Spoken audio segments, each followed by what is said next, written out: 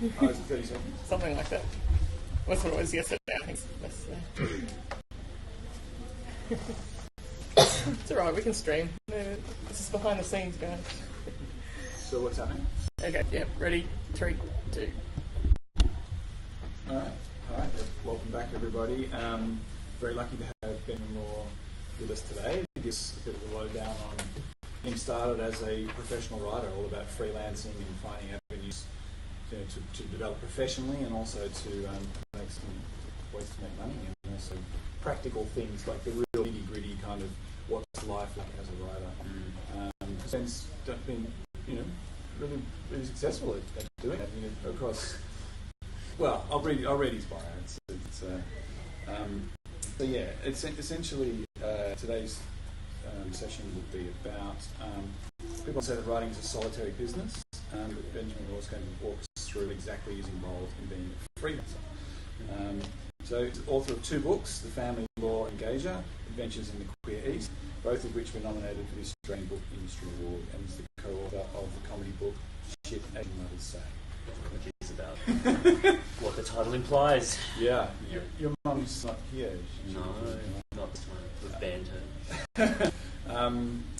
And yeah, there's something else I think you could add to this. Like into this, you offer a bunch of magazines and newspapers as a freelancer as well. Yeah, so I imagine maybe amazing that you guys might be familiar with this Frankie magazine. So I've been writing for Frankie since issue 2 when it started. I think we're coming up to its 60th issue now, so it's been around for a while. That probably gives you some indication of how old I am as well. But so I've been writing for them for quite some time.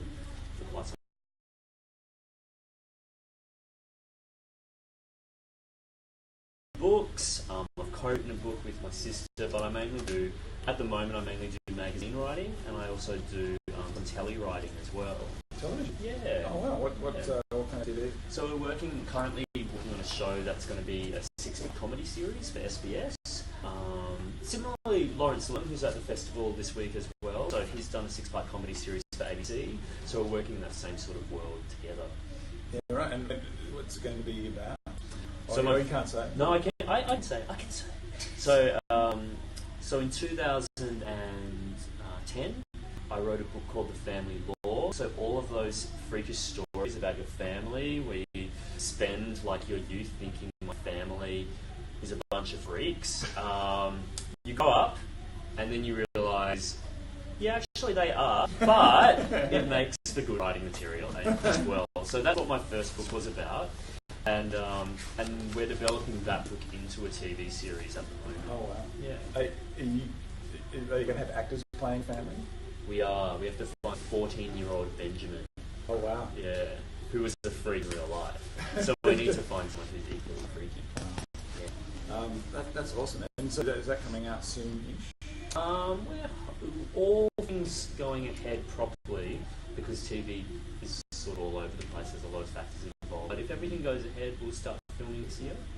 Yeah. Actually, this is the first time we've talked about film and TV writing. Is anyone here interested in script writing and developing either comedy or drama text? Yeah, we can talk about that stuff as well. Yeah. What kind of things what kind of TV or film or plays are you interested in? I don't know, I just like writing scripts. Like when I was in year 6, I wrote a full script about a Christmas play. Oh, that's really cool. Wow, that's awesome. That is cool. So much old to mind from Christmas. Is it a comedy or is it a drama? Comedy. Yeah, cool. What was it called? The Rudolph Mystery. Oh, I want to see it already. Just from title alone. That's really cool. Have you written anything beyond that? Like any plays after that? Yeah, but you're interested in that world. Yeah. Yeah, cool. Awesome. How did you find writing? A screenplay. You wouldn't have done that before. I studied a bit of it at university, but not as a concentrated sort of, I'm going to be a screenwriter or anything. And then I lived in Brisbane for 13 years, and Brisbane has a company there called Hoodlum. Hoodlum does a lot of, that American TV show Lost that was on TV for a while. So when TV shows like that come out, often they'll have a website, but it's not even quite a website. It'll be like a website that's sort of like a game as well. And if you solve the mysteries of the website game of Lost, you'll bring up more video footage and the mystery gets thicker. And so this company in Woodland producing stuff like that, and sometimes I'd sit in the room and help them make their videos. Yeah, cool. That is awesome.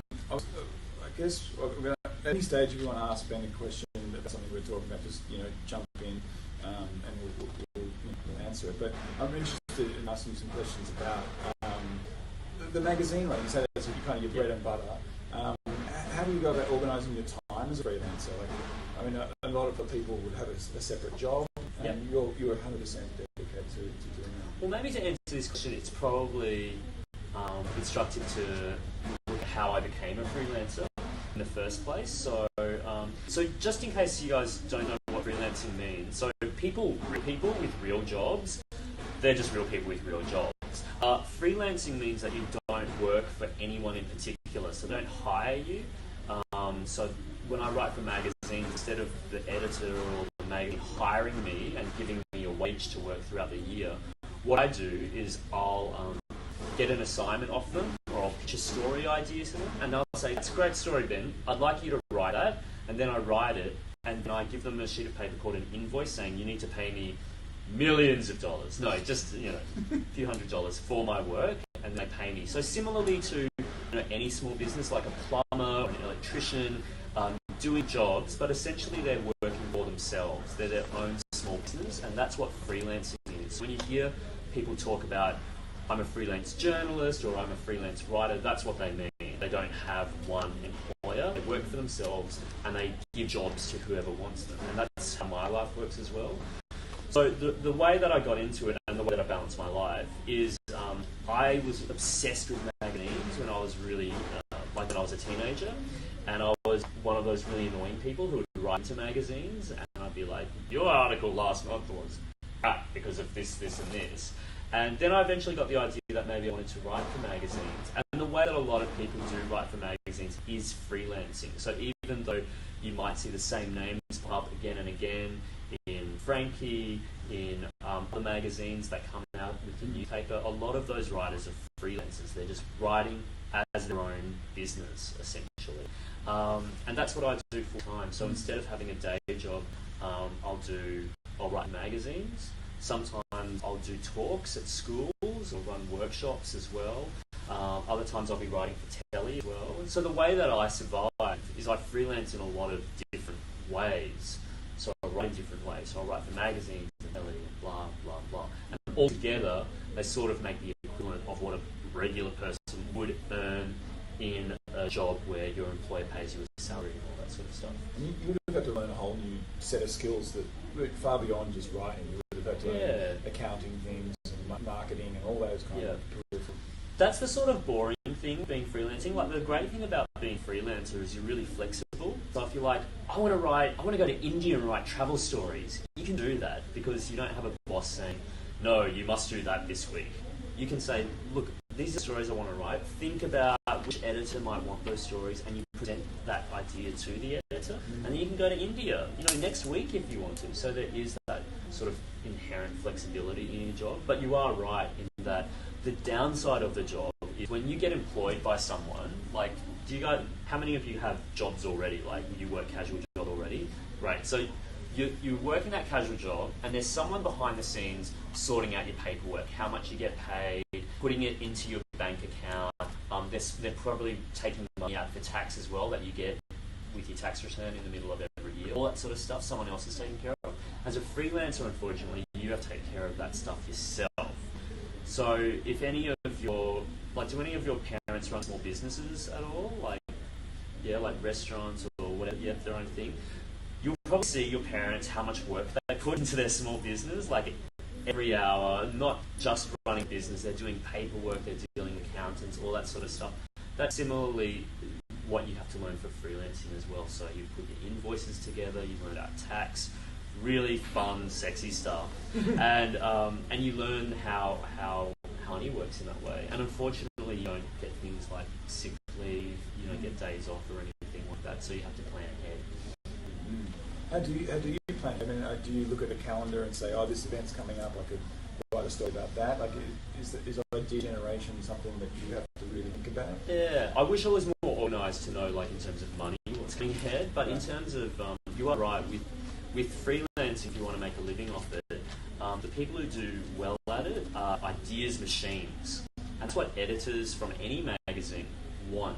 They're like, great, this person has got like 7 ideas off the board. And if you're the type of person who reads a magazine and you're like, actually, I could write a similar story to that story that's in the July issue, but for the September issue, I've got another idea, and it would be great for this magazine. You can actually visualize what it would look like on the page. That sort of stuff means that an editor will want to hear from you. And if you can come up with 3 ideas, awesome. If you can come up with 7, that's great. But yeah, you need to be constantly pitching because it's a numbers game, and at the end of the day, most of your ideas will get rejected. So the more ideas that you can send to editors, and this is in the book world as well for those of you who want to write books, but some ideas don't work and some ideas do, and you have to produce enough ideas that an editor will make it on. Is there a way of knowing what a good idea is, or is it a scattergun kind of thing where you try? There are some tips that I usually give. So for instance, if you're really intent for writing for one magazine in particular, it really pays to go through the last maybe 5 issues and see what sort of stories they publish, see what they've published already, so you're not pitching exactly the same idea. And also some magazines have different formats. Some magazines will run much longer stories, other magazines will run really, they might run the same length story, but they might have subheadings and what you call breakout boxes, those little boxes of information on the side. So did you know, ... And that will be a format that they keep using over and over again. That's their magazine style.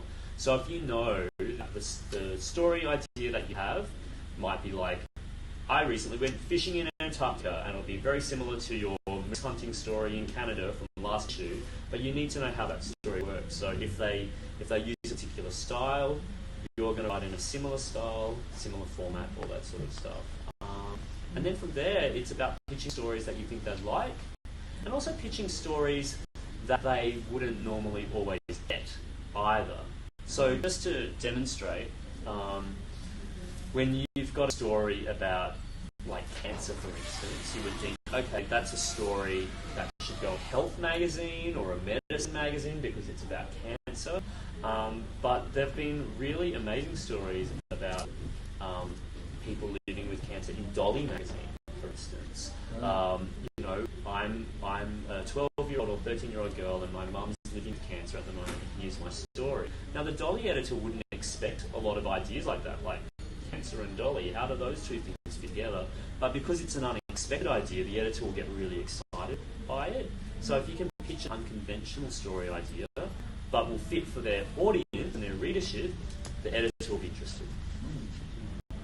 That's a really great point. I mean, as it comes down to research, you're having a look at the magazine and knowing who their audience is, and then finding something that you yourself, if you wanted to buy that magazine, would want to read as well. Yeah, I mean, the thing is, the hard thing for freelancers is you don't work in the magazine office, so you don't know what conversations they're having in the office. So you sort of almost have to guess. But the best way of guessing is an educated guess. So you already know what they published in their last 5 issues. All magazines have a media kit online because magazines have advertising in them. And so they tell the advertisers, our readers are young women from the ages of 14 to 17. And that's really good for advertisers to know, but it's really good for writers to know as well, because you're like, wow, so the readers that are going to read my story are young women aged 14 to 17. And then you know your audience straight away. Yeah, that's a really good point too. Magazine writing is obviously very different to writing memoir and longer, I guess, non-fiction narratives. Do you have a preference? So do you prefer to do one or the other? Or? I like doing them all, and the reason why is I get bored easily. So if you guys are the type of people who, you've got an assignment in school and you're like, I'm really hating this assignment because I'd much rather be doing that other assignment that I've been given instead. If you like changing gears really quickly, freelancing is good for that. So I like writing journalism type stuff where I go out into the streets and interview people, but I also like writing stuff that happened in my own life. I like writing serious stuff, I like writing funny stuff. And if you're that type of person who likes changing modes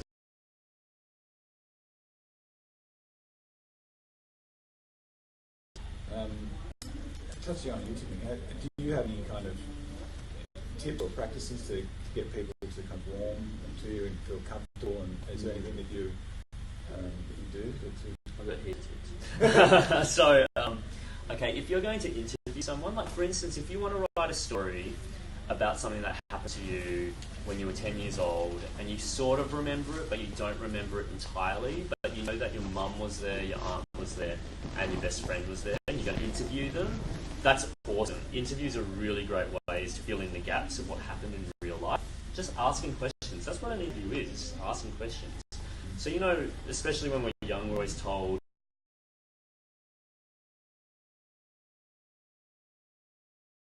get to work as a journalist, that's really great. You get to be a busybody, and being a busybody is like the best thing you can possibly be.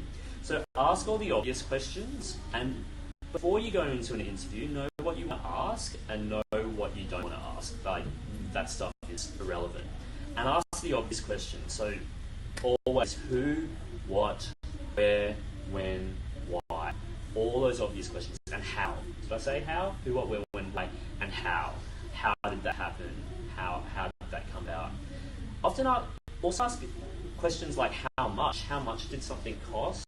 Because that sounds like a really strange question to ask, but there is a financial value on everything. And if for instance you're talking about the amazing dress that your grandma bought you when you were 10 years old, and you ask her how much it was, and she says $80, and then you ask your mum, how much was grandma's pension during that time? And then you realise, oh my god, your grandma put away a quarter of a pension that week to pay for your dress. Like, money is an interesting aspect of stories as well. When you go into an interview, you might want to use a digital recorder. Most smartphones even have them as well, and that way you can listen to the interview properly again. Also, if you're trying to get someone to talk, they want to just know that you're listening and that they're not boring often. And a good way of you reassuring them that you're listening and that they're interesting is going, oh really? And it's just a way to keep for them to keep going. You're like, oh really? Go on. That sort of stuff. And people, people often want to fill that space too. Exactly. And you're saying about the recording, the great thing about that is that it allows you to not be focusing on what you're writing and make getting at every detail, because you can then just say oh really, and then respond to what they're saying. So it becomes a conversation. Absolutely. So I mean, you know, a generation before we were learning shorthand, so they were basically writing these little symbols to actually capture the speech entirely, but we've lost that skill. So that's why tape recorders are really handy. Another question that I like to ask is, what went through your mind, or what did you feel? Because even though we might be writing about a car accident that happened years ago or something like that, and we've got all of the details of what happened that day, who was involved, what time it took place, and all that sort of stuff. Sometimes when you've just got facts, just objective facts, and you write the story that way, it can sort of sound like a police report rather than a story. But if you get inside people's minds and you ask them, well, how did you feel? Were you scared? I would have been scared. They can say, actually, you'd think you'd be scared, but in that situation, I just felt numb. And that's how you get a really interesting detail about what's going on in someone's mind or in their body. So you can, and like I was doing before, you put yourself in their shoes so that they can say, no, actually, I was surprised. You would think you'd feel like that, or you'd think you'd act that way, but you don't in that situation. And then you're learning about them with them as people as well. You get surprised. Yeah, absolutely. Another good question to ask when you interview people is, that's a really great story. Who would disagree with you? That you might get more detail from someone who disagrees with them, who has another agenda. Who might say, actually, what your mum told you was all lies, and that's really fun as well. And then you get to burrow into the truth, because just because one person thinks something happened doesn't mean that the other person will also think that exactly the same story happened. So you can find out who their enemies are, you can find out what the contradictions are in the story, you can find newspaper reports to see whether it happened or not. Yeah. So how much research would you do then? Like, if say for instance you've interviewed someone, and I can follow this trail and ask this person, that person. Like, if you're doing, let's say, a feature article that's going to go into Good Weekends. Yep. how many words would that be? Okay, so Good Weekend is one of the magazines I write for, and sometimes I write long pieces of journalism for them, and it might be, one of the big stories will be about 4,000 words, and they'll often be about serious issues as well. And when I'm doing a story that long, I don't work full time on any story, so even though I'm working on a Good Weekend story, I might be working on a TV script, or I might be working on a column or something, but I usually give myself a month to do all the research and to do all the writing as well. And in that month, you'll find that you make mistakes as well, that you follow leads that don't go anywhere. You might catch a flight to a town, no one's willing to tell you anything. Things screw up within that month as well, so that's why you need to give yourself that long to write a story like that. And then other stories might be 4,000 words, and it might take 5 years to write 4,000 words because it takes that long to interview every person that you want. Other times, to write 4,000 words, it might take a week because you already know the story, you already know it inside out, and it just comes out of you very quickly. It really sort of depends on subject matter. And with the magazines, are they often happy for you to take that long on a piece? Or? Yeah. And sometimes they'll say, "How long do you reckon you'll need for this piece?" And I, because I've been writing, since I was a teenager, I sort of have to make that assessment myself. But always err on the side of caution. Give yourself a little bit more time, because just writing in general, whether you guys write poetry or fiction or plays or whatever, it's always really good when you finish it to just put it aside at least for a day. If you've got a week, even better. And then the next time you pick it up, you'll read it for the first time like a reader, not as a writer. And when you read something as a reader, that's when you can see your mistakes as well. So always give yourself a bit more time, a bit more breathing space. Yeah. It's interesting you say you give yourself more time. I think you probably have to say no sometimes to things. Oh, yeah. Like prioritising what's important to you at the time, what you can manage. So one of the challenges with freelancing actually is that sometimes you get a lot of offers thrown at you because you're the one who has to call the shots. It's not like you've got a boss saying you should do this, you need to do this, this and this. You're your own boss, so you have to decide what you're going to do. And it's hard for a lot of freelancers, especially when starting out, not to say no to things because it's like, yeah, I'll do that, I'll do that. I'm just trying to make a dime in every corner that I can find. But you do need to say no sometimes, and the criteria can be really difficult.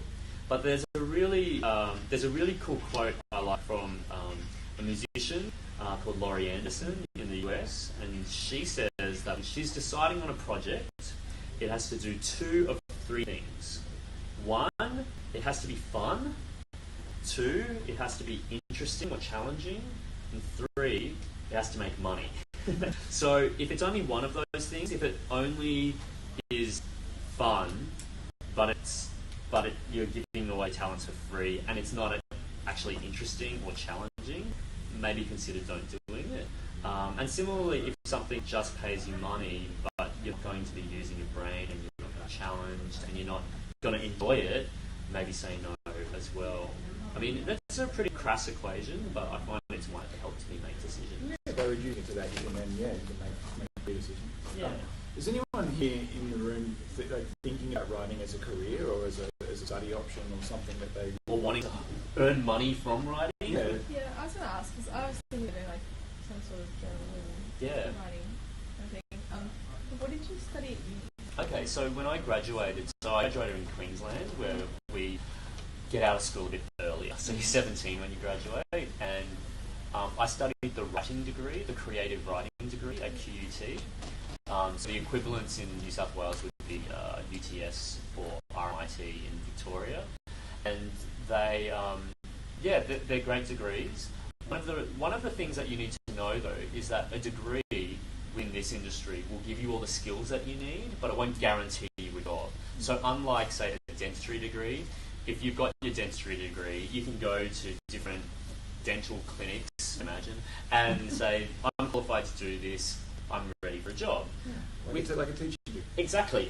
But with writing, it will give you the skills, but then it's up to you to prove to editors that you can do it. And that comes in the form of showing them your best stuff.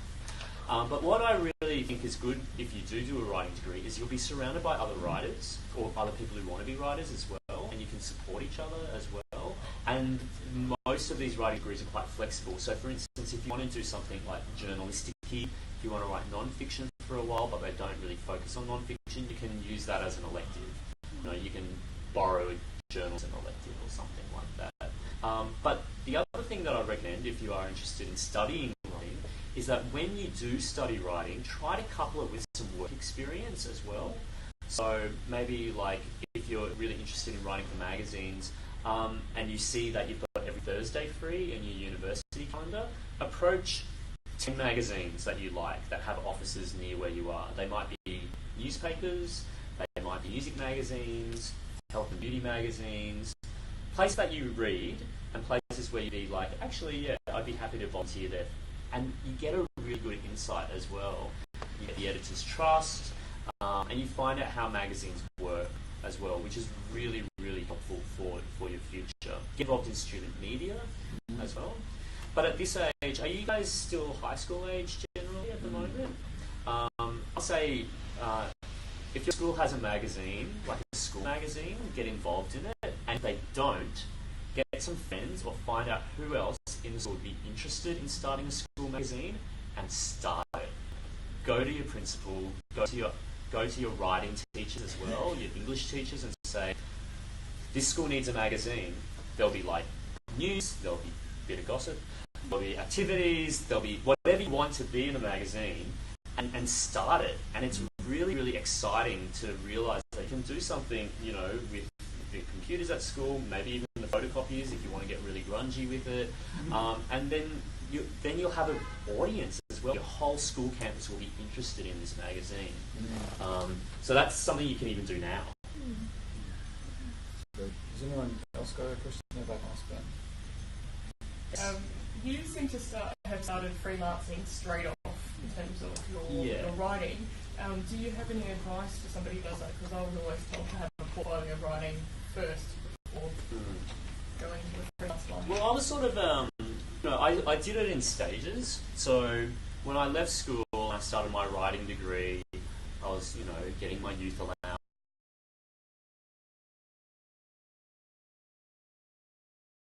Experience on the side, and then gradually it's like a pie chart of how much time you've got in your life and what you devote your time to, and gradually the freelancing thing got bigger.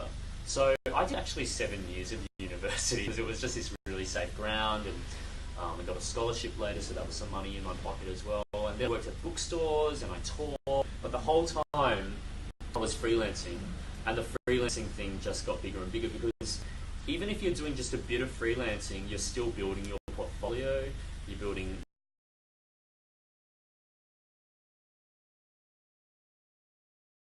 That's cool. Or you can say to editors, I've written for this magazine, I've work experience at this magazine, I made a school magazine. I can write, basically. And then it came to a point of about 3 years freelance full-time. Yeah. But that came very late in the game, like I'm in my 30s now, and only a few years ago did I start freelancing full time. But freelancing in some form is something I've done since I was 17. You mentioned portfolios. Do you have a physical portfolio for a while, or do you keep it online? Is there a way that you keep all your work? Yeah, I mean, for a while I was just like hoarding away all of my work and just like in an actual photo album, I put my cuttings in there. But eventually, if you write enough, then you just can't hold on to everything. But online, like I've got a website where I put the articles that I'm most proud of up there. And that's just to prove I can write, really. But eventually you do get to a stage where, say, if you want to write that backpacking in India article and you want to write it for Qantas's in-flight magazine, all you need to say is, I've already written for Good Weekend, Frankie, this magazine and that magazine, and that sort of becomes your portfolio. They don't even really care about seeing previous work. They just like knowing that you've already written for those magazines or other travel magazines. You don't need to prove yourself. But in the early stages especially, you might want to say to an editor, here's an example of something that I did at my school magazine, or here's an example of something I did at university. I think it would be really suited to your magazine, or I just want to use it as an example to show that I can do stuff for your magazine too. that sort of stuff. Has anyone else got any other questions about freelancing at all? You can be shameless. There are no rude questions. I'm interested. What's it like writing with your sister? It's fun. It's fun. We get along. I mean, I'm one of 5 kids, so there was very little time in my life where I wasn't around a sibling. But my youngest sister, who's here at the festival as well, Michelle, she mainly does performance writing and screenwriting, but she also does like personal essays, writing about life. And we were approached by my publisher to write a little joke book, you know, those like little slim little books you find at the counter of bookshops, called Shit Asian Mothers Say, and it has activities as well, like Asian Mother voicemail bingo. So if you're listening to one of your Asian mother's voicemails and she says 3 of these things in a row, you've got bingo. What are some of those things? Just like they just mention, like, you'll be sorry when I'm dead, just casually, that sort of stuff. And yeah, it was fun. That was really fun because it wasn't that took that long to write. And I've worked with Michelle in other fields as well. Like we've been in the same development room for shows. I mean, for those of you who already write, you'll know that it's a pretty solitary thing often. Like it's you and the page, and you're really concentrating hard. When you're collaborating, it's a really different thing. Like you're shooting ideas. It's using your brain in a slightly different way, actually. So that's what TV writing is. That's what working with my sister was as well. And it works well when you're trying to write something funny, because then you can actually see if you can make each other laugh. Yeah, well, it's interesting. I mean, if you're spending some time working by yourself, how do you get feedback? Do you just get that from editors? Yeah, mainly. So when you send your article off to the editor that you pitch the story to, they're like, great, that's a great story idea. Go forth and write it. Here are the next 3 weeks to write your 1,000-word article about Justin Bieber, I don't know, whatever you've written about. And then you send it back, and the editor might make bullet point notes about things they'd like to see changed. They might make track changes in your Microsoft Word document where they basically highlight parts of your document and they say, is this really what you're trying to say, or can you research this a bit more?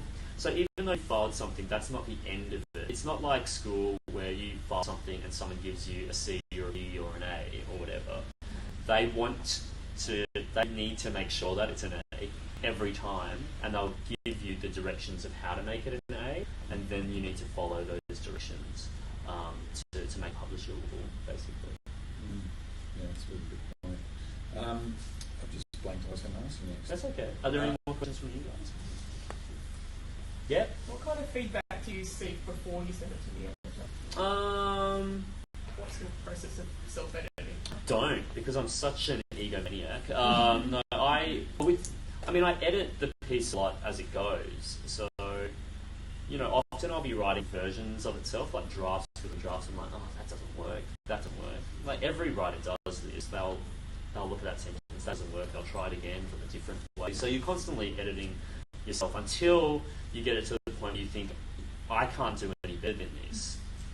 And that's when you send it to your editor, so they'll give you their feedback as well. But in terms of showing it to anyone else, if it's a subject matter that I'm not confident with or I haven't written about before, and I know that other friends are much better at it or have written in that field already, like maybe I'm profiling a musician that I've only just encountered but my friend knows a lot about, I might send to them, and they might find some factual errors or something. I'm like, oh, thank God that you picked up before I sent it to my editor or before it got out there. But other than that, I usually just trust that I've done enough research, and that takes time. That takes time to do research. Yeah. How's that feedback something different in, say, writing a book? I mean, it's a very different process. You've got longer lead times. You've got a team of people that are involved in that. Yeah. Actually, it's not too different. Like a book editor and a magazine editor, you're usually just working with the one editor, unless there's a line editor who comes on board and literally goes through every line of what you've written and change the smallest little grammatical errors and stuff like that. It's very exposing. It's like you're naked in front of a stranger. But it's still that very intimate relationship where it's just you, the editor, who's hopefully someone that you trust really well, No, it's like when you have a really good English teacher and you trust them wholly, that they know exactly what they're on about. And if they give you a B, you know you deserved it. They give you an A, you know you deserved it because their judgment's really good. That's what having a good editor's like as well. They're your Yoda. They're your mentor. You know. And do you have one editor with your book? Or Yeah, so I've got one main editor at my publisher, Black Ink, and he goes through all of my stuff. Black Ink's a smaller publisher, but they're distributed by Penguin, and he's great. He comes.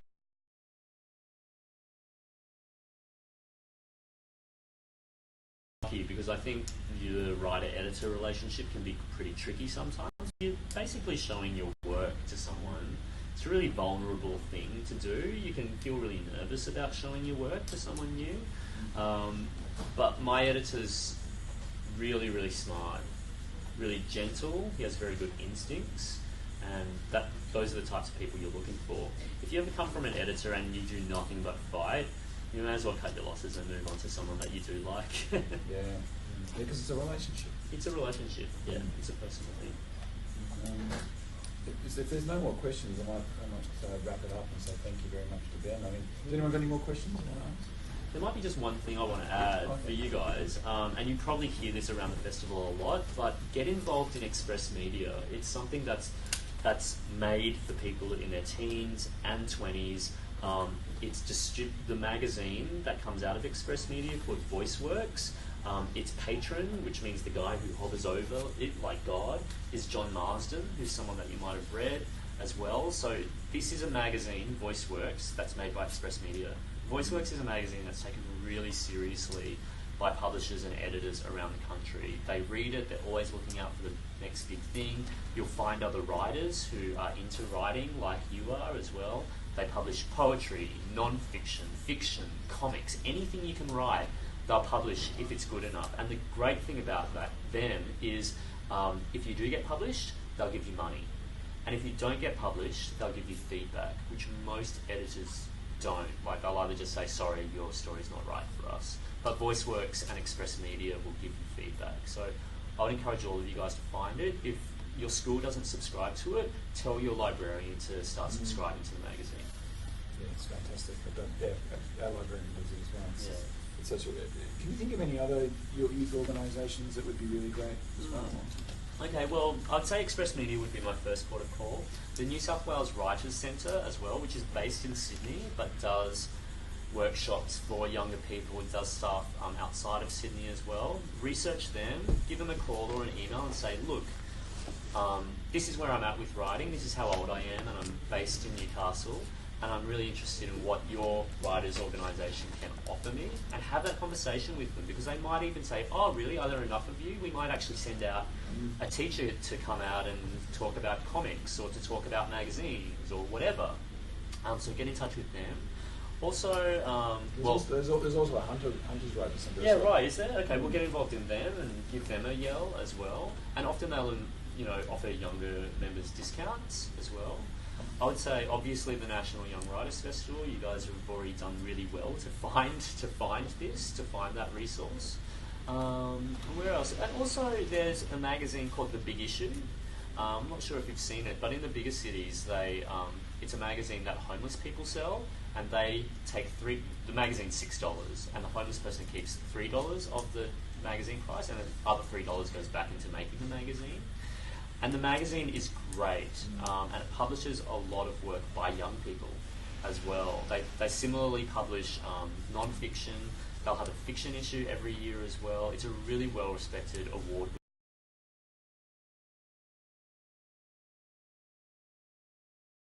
So look them up too. But yeah. Thank you so much, Ben. Ben, a round of applause.